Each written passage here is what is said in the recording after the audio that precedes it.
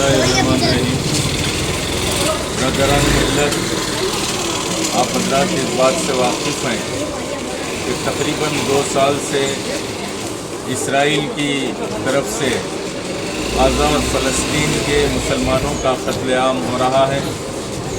हर किस्म से उनकी माशी तौर पर और कीमती जानों को, खुसूसन बहुत से मासूम बच्चों को मौत के घाट उतारा जा रहा है और इसराइल की बर्बरियत दुनिया देख रही है।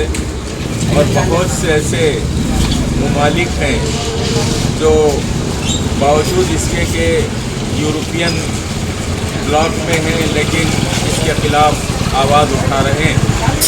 इंसानियत दोस्ती का ये तकाज़ा है कि हम तमाम भी इस बात पर आवाज़ उठाएं और इसराइली अशिया जो मुख्तलिफ़ सोशल मीडिया पर मुसलमानों की जानिब से और बरदरान वतन की जानिब से और ख़ुसूसन CPI और CPM जैसी जमातें मुसलसिल जंतर मंतर पर और मुस्तकिल कई एक मकामात पर इस सिलसिले में हुकूमत को वाकिफ़ करवाने की कोशिश कर रही हैं। और हमारी हुकूमतों को इस बात का एहसास भी होना चाहिए कि हमारा ये मुल्क हिंदुस्तान एक अरसे से फ़लस्तीन नवाज़ रहा है। मोहतरमा इंदिरा गांधी के दौर में आप जानते हैं कि इस हमारी हुकूमत ने फ़लस्तीन का भरपूर साथ दिया और उन्होंने आवाज़ उठाई थी कि फ़लस्तीन को आज़ाद रहना है, फ़लस्तीनी आज़ादी फ़लस्तीनी मुसलमानों का हक़ है।